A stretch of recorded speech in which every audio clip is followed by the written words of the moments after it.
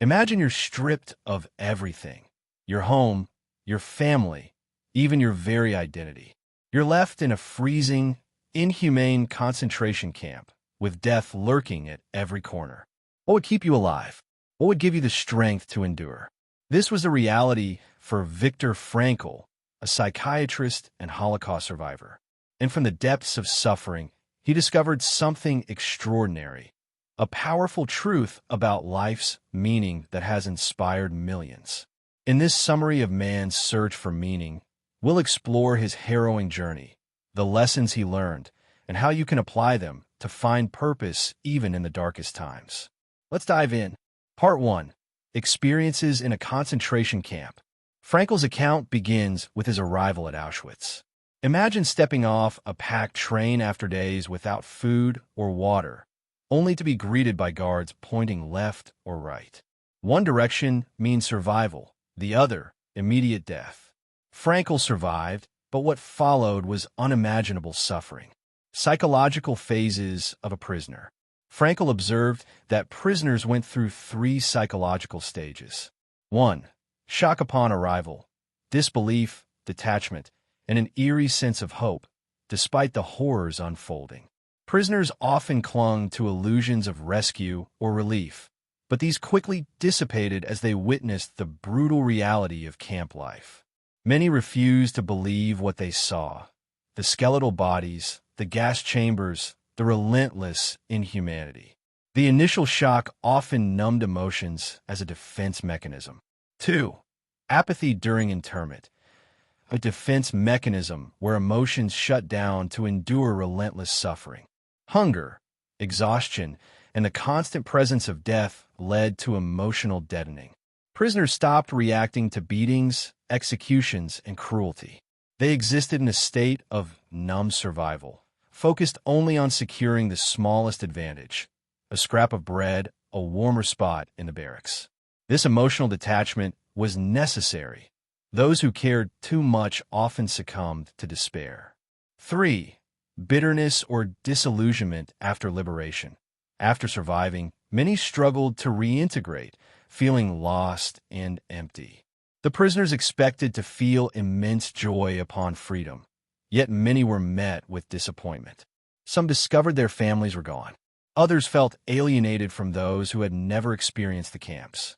The struggle for meaning did not end with liberation. It continued in the painful process of rebuilding life. The daily struggle for survival. Survival in the camps was a brutal daily challenge. Prisoners faced forced labor in sub-zero temperatures, wearing thin, ragged clothing. Food rations were minimal, often just a watery broth and a small piece of bread, barely enough to keep them alive. Those who appeared weak were quickly selected for execution. Beatings and punishments were arbitrary. A prisoner could be killed for walking too slowly, failing to respond quickly to an order, or simply being in the wrong place at the wrong time. Suicide, often by running into the electrified fences, became a temptation for those who could no longer endure. But Frankl noticed that those who clung to a sense of purpose had a higher chance of survival. One of the most harrowing aspects of camp life was the complete dehumanization of the prisoners. Names were replaced with numbers. Personal belongings were confiscated. Even their very identities seemed to fade away under the weight of starvation and suffering.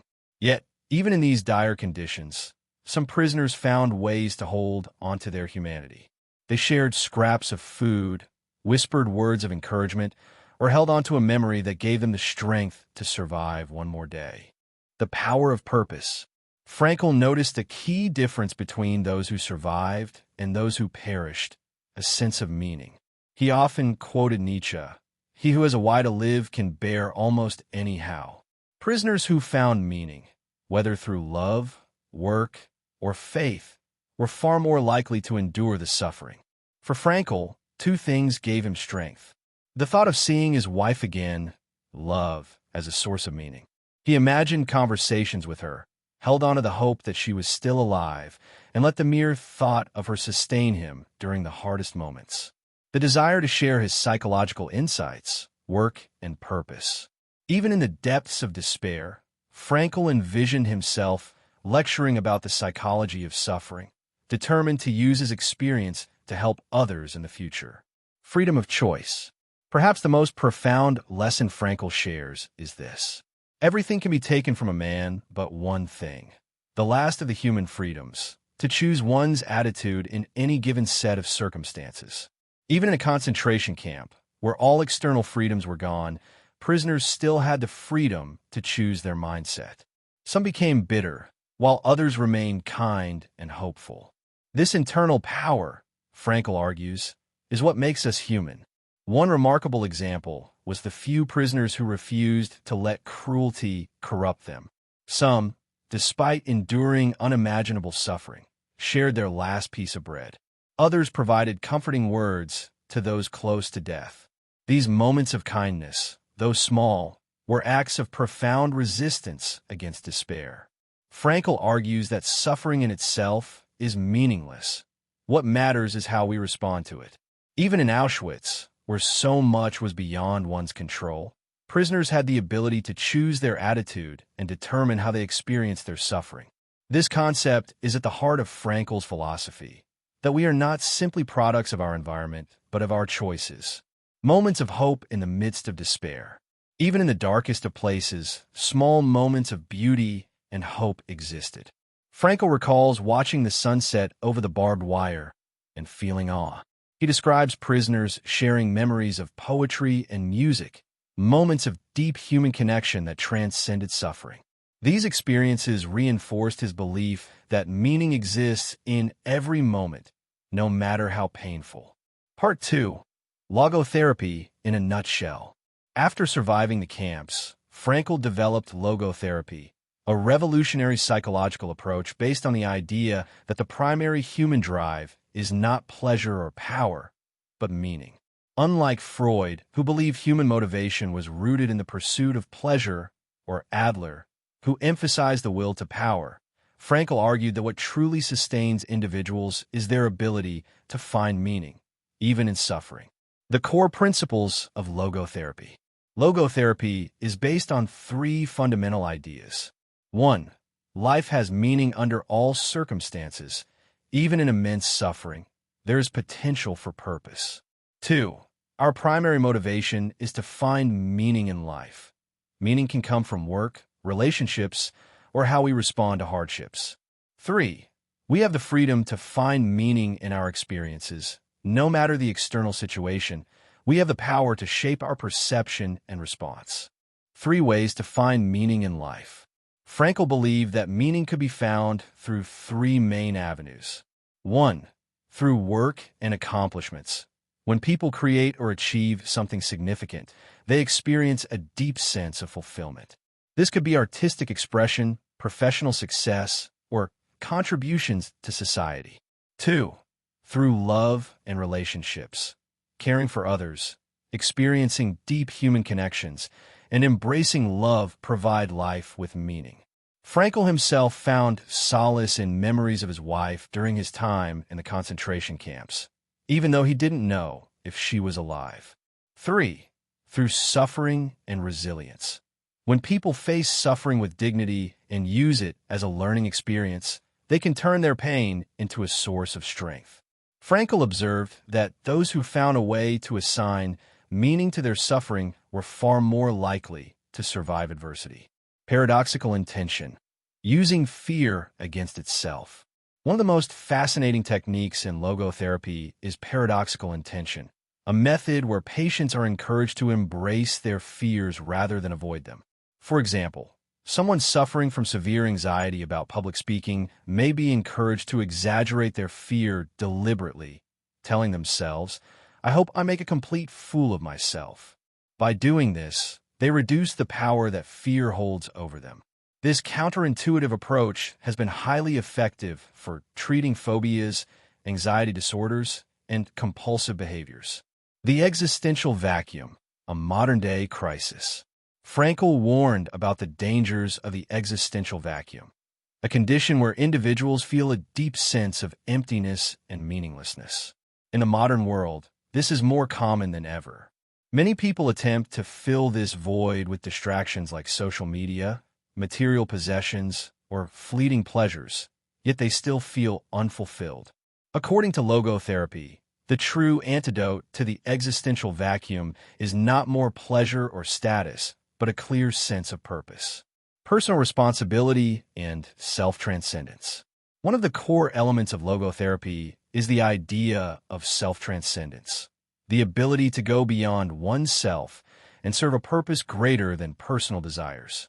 Frankl emphasized that true fulfillment comes not from selfish pursuits, but from helping others, pursuing a mission, or dedicating oneself to a cause.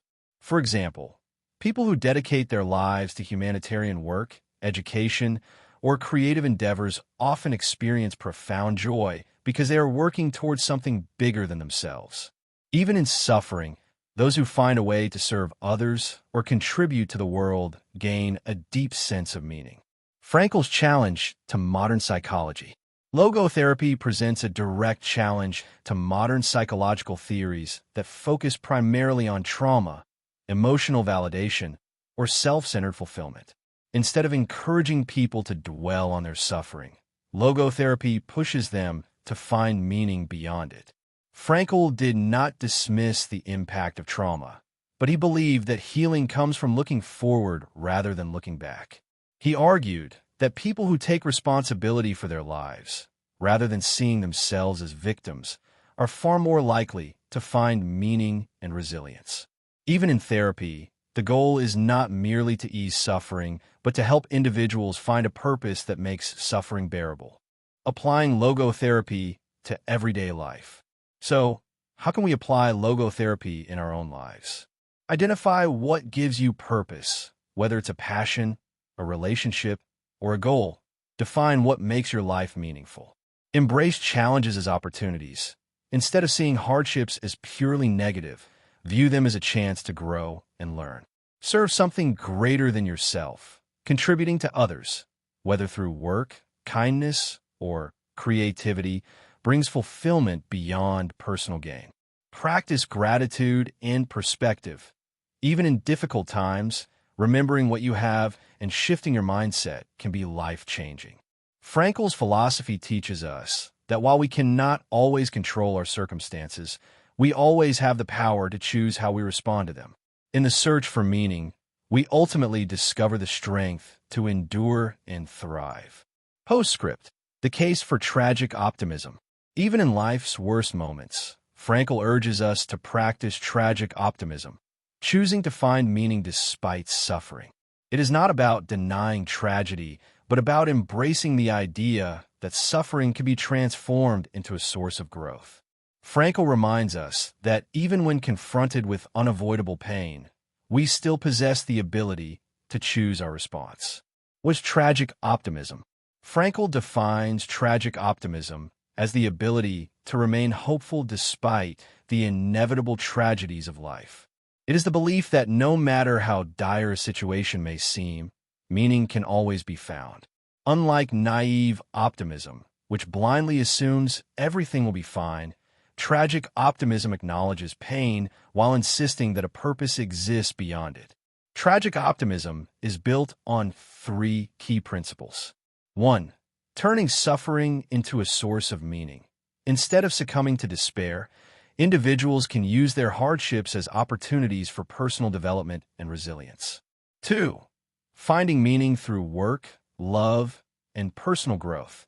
Engaging in fulfilling tasks and deep relationships allows people to transcend their suffering. 3. Exercising the freedom to choose our attitude. While we cannot always control what happens to us, we can control how we react, and that choice determines our experience of life. How to practice tragic optimism. Frankl's concept of tragic optimism is not merely theoretical. It offers practical guidance for anyone facing adversity. Here are a few ways we can apply it in our own lives. 1. Reframe suffering as growth. Instead of seeing pain as pointless, ask yourself, what can I learn from this experience? By finding lessons in hardship, we reclaim power over our circumstances. 2. Seek out meaning in daily life, whether through work, personal relationships, or acts of kindness. Taking deliberate action to find purpose ensures that life feels significant. 3. Cultivate gratitude in the face of adversity. Even in suffering, there is always something to be grateful for. Focusing on what remains rather than what is lost can shift our entire outlook. 4. Help others who are struggling. One of the most profound ways to find meaning is by offering support to those in need. Helping others not only relieves their suffering, but strengthens our own sense of purpose. 5. Embrace the future with hope. Rather than dwelling on past pain, look forward to new possibilities. As Frankl states, suffering ceases to be suffering at the moment, survival through meaning. Frankl saw firsthand how tragic optimism could mean the difference between life and death. In the concentration camps, prisoners who held on to even the smallest purpose, a loved one to reunite with, a book to write, a mission to complete, were far more likely to survive. Those who lost hope, on the other hand, often succumbed to despair. His observations suggest that a meaningful goal can serve as an anchor even in the darkest of times. Tragic optimism in the modern world. In today's world, many people struggle with depression, anxiety, and a sense of emptiness. The challenges may not be as extreme as a concentration camp, but they are real nonetheless. Frankl's ideas remind us that no matter how lost we feel, we can find a path forward by seeking meaning in our struggles. For example, those who endure grief can honor their lost loved ones by living a life filled with purpose and kindness. People who face illness can find strength in inspiring others or advocating for causes that matter to them. No matter the situation, there is always a way to turn suffering into a source of meaning. A final message of hope. Frankl's case for tragic optimism is a powerful reminder that even in suffering, life remains full of potential. While pain and loss are unavoidable, they do not have to define us. Instead, we can choose to rise above them, seek purpose, and continue forward with hope. As Frankl wisely said, when we are no longer able to change a situation, we are challenged to change ourselves. No matter what we face, we can always find a reason to keep going. That is the essence of tragic optimism and the key to living a meaningful life. So, what can we take away from man's search for meaning? Suffering is unavoidable, but it doesn't have to be meaningless. You always have the power to choose your response. A deep sense of purpose is the key to resilience and happiness. Frankl's message is simple but profound. Life is not about avoiding pain, but about finding meaning within it. If this book's summary resonated with you, consider reading the full book. It might just change your life. Let me know in the comments. What's your source of meaning? And if you found this summary valuable, don't forget to like, share, and subscribe for more life-changing insights. Until next time, stay inspired.